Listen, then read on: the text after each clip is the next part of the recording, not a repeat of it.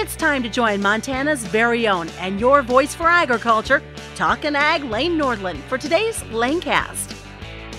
Hey everybody, welcome back to the Agriculture Conversation on the Lanecast Ag Podcast in conjunction with the Western Ag Network. And today I'm recording today's conversation around 6 a.m. Mountain Time in the United States, and I'm being joined via the World Wide Web, where it's 9 p.m. in Japan, with our friend Justin Iverson, who is on a beef trade mission in Japan with the U.S. Meat Export Federation, representing the Montana Stockgrowers Association, and also his role with the Montana Beef Council, being the stockgrowers representative on the Montana Beef Council. But Justin, as you join us here today, it is evening. You've had a full day overseas in Japan. I guess, first off, how are things in Japan here today as the weather gets a little bit cooler back here at home this week?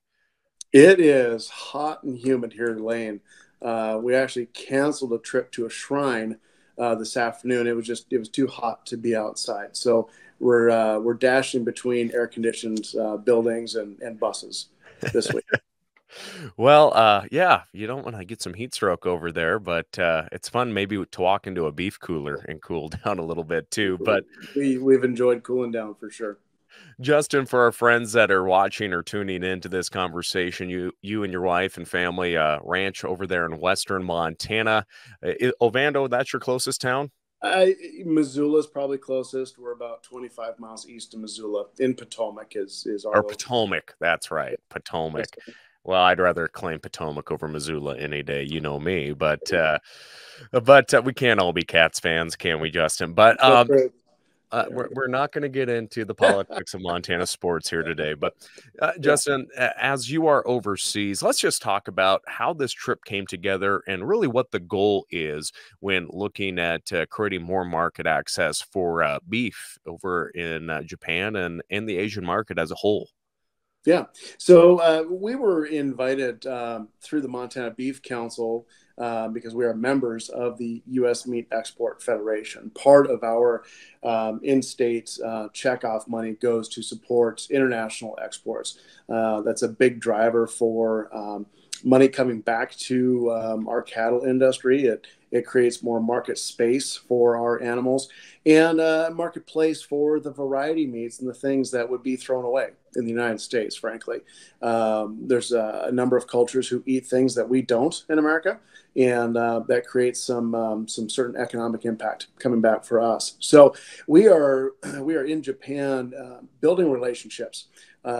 Japan has been a very long and very solid trading partner for us. We've had a U.S. meat export office in Tokyo since mid-1970s.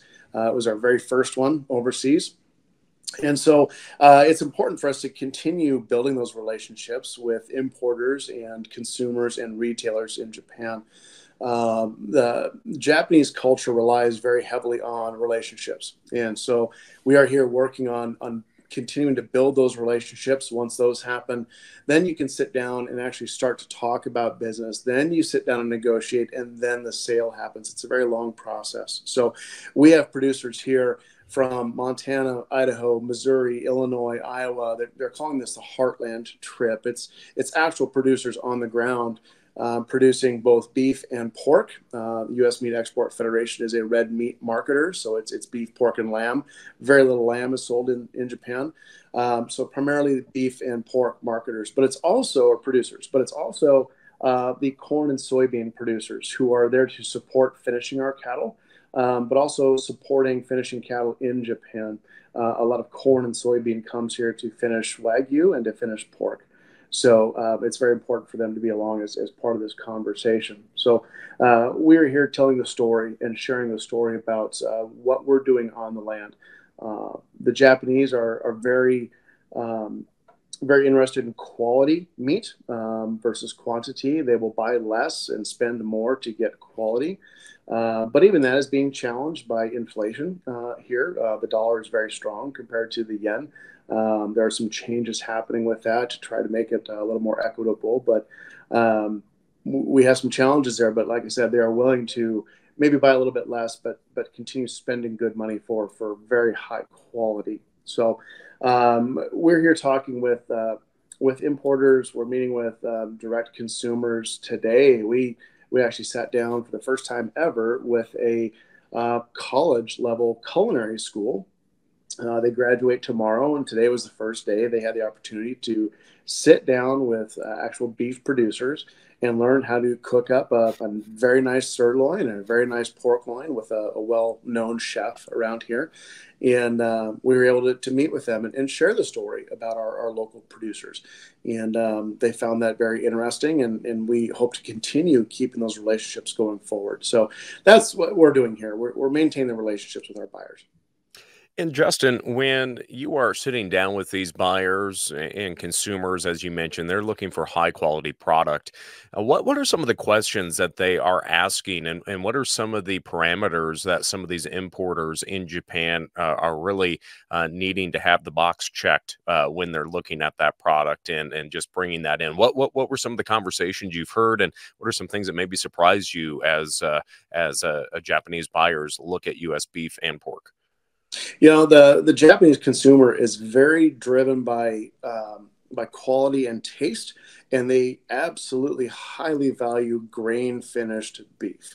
They are not interested in grass finished. They can get that from Australia if they want, but they actually prefer very high end grain finished. They like the eating quality, they like the texture, they like the eating experience, and so they want to know how we are finishing our cattle, how we are selecting our genetics. How we raise them on the ground. They wanted to see pictures of our ranches. So we were literally getting on our phones and showing them videos of the cattle out on pasture and grazing, and the corn producers were talking about harvest and how they are getting corn from their fields to the elevators and then onto barges and getting them shipped over here. So they're very interested in the process. Somewhat interested in sustainability. That's a little bit less for them. They are very concerned about the environment. They want to know that we're healthy and we're safe, but they know that the American producer has very high quality and very high standards for environmental care. And so it's not the biggest driver for them. It really comes down to the eating experience. Now, as we look at exporting high quality U.S. beef, I know there's folks tuning in today asking that question: why are we exporting our meat? Why aren't we keeping it here? And why? And then, thus, why are we importing beef? Yeah, we have seen a lot of talk on social media right now that there's going to be 1 billion pounds of beef imported this year. Well, actually, it's more than that. USDA actually has a forecast of an 11.9% increase over last year of beef imports at 4.1 billion pounds, or over 4 billion pounds, to just to round that down. But I guess, how do you address that, Justin, when we're looking at this, and why we are exporting high quality beef and importing maybe some leaner cuts of beef as well? I'm sure you're asked that a lot, but I guess what's your interaction? What's your response to your fellow producers that are maybe scratching their head on that? Yeah, that's an absolutely valid question. Why are we sending beef out and then importing beef back? And my answer to that is it's different beef. So we are exporting high quality strip loin and short plate. Even tongue is going out at $15 to $20 a pound, and we can't get that in the United States for tongue. So we are exporting high dollar meat and importing lower dollar lean trim to make ground beef. I am not going to grind a strip loin into burger to go to McDonald's and eat it there. That it just doesn't make economic sense. So we are importing the lower dollar lean trimmings to come in and grind for burger to meet that demand for fast food restaurants, etc. They are not buying our strip loin and our rib and all of that. That's going out to the places who are willing to pay the money for that. So we're getting higher dollars for select meat cuts that are going out, and then importing less expensive meat to fill that need. So we're getting more dollar per head on our animal by doing that. So at the end of the day, it's economics. We could keep all that meat at home and grind it, but we're going to be grinding all the really good stuff and losing the dollars on those pounds of meat that we can capture somewhere else. So when we look at some new data out from USDA, we actually saw beef exports during July 2024 up 12% despite the global economy, and that was fueled by a lot of growth in Japan and also Korea and other Asian markets. And so, have you looked at what that is, that increased price per head, maybe, and just the value of what these exports bring, not only in the Asian market, but globally? Have you do you have those numbers ready, or do I need to I maybe Google don't them here have for those you? numbers ready right ahead of me right here, but we're continuing to keep market share in Japan right now. The yen was really behind the dollar, and so folks were making some buying decisions because they were not able to afford as much of the American beef as they had in the past. But there are some changes being made right now. There's some, I wouldn't call it turmoil, but the prime minister is stepping down because his domestic policy was not very good. His international policy was very solid in Japan. But that's going to change some things. The central bank is looking at increasing rates on interest here and trying to push back some inflation that they're having here. So we're very bullish on exports growing again in Japan. We're maintaining very well, but like I had mentioned before, they're spending the same dollar, but they're buying less volume. They're paying more for the same pounds coming in. But as that that difference in spending power benefits Japan more, they'll be buying more again. So folks are very positive on that. And there are growing opportunities in Japan that they haven't had before. Outdoor grilling was not a big thing for them. Steaks were not a big thing in Japan. We talk about barbecue competitions here, and they've really have not heard much of American barbecue. You can't get a brisket over here. Americans eat all the brisket. We smoke it up and barbecue it, but there's going to be more and more demand for other meat in here. Like we talked about, the culinary school today cooked up a sirloin. They had never seen it before. That was new to them. They are used to very thin cuts of meat cooked very quickly. And so learning how to cook a nice 1-inch steak, perfectly medium rare, is new to them. So that's a market opportunity for us to sell even more product over here. So I think things are looking positive.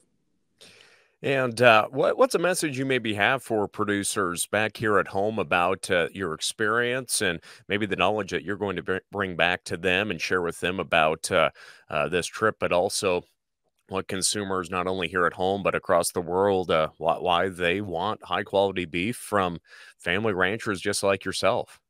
Yeah.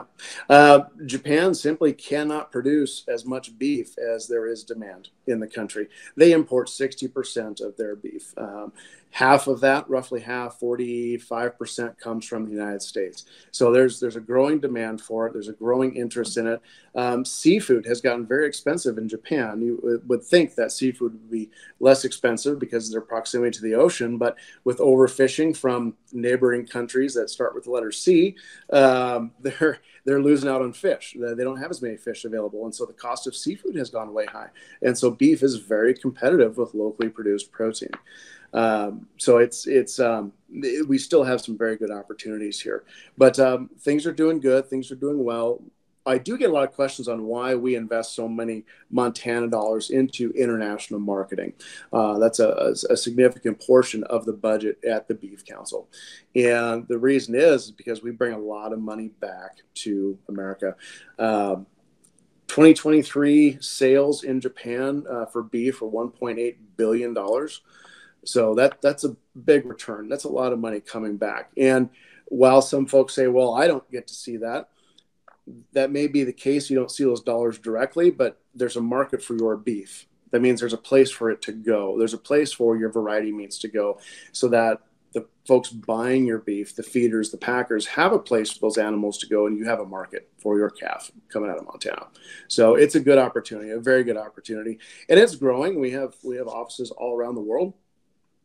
Japan has just been our longest ally in that. They've been buying American beef for a very long time and continue to do so. When we talk to the importers that are here, they absolutely are going to keep buying American beef. They want it. They like it. Their consumers want it. Now, Justin, as I look at that information on the 2023 per head export value for beef, it came to just under $400 a head at $397.04 for fed cattle in 2023, with those U.S. beef variety meats valued at $1.13 billion. Now, that was the second highest on record. Of course, we have some forecasts for this year, but that obviously is not just Japan. That's all of our exports, but adding $400 in value for producers, I think is important to point out. That adds up. That absolutely adds up. At $400 a head, we move a lot of beef. Now, I know you are a chef there at the local volunteer fire department. Any new recipes that you're going to be bringing back? Doesn't necessarily have to be beef, but any interesting ones that maybe you've tried out over in Japan this week?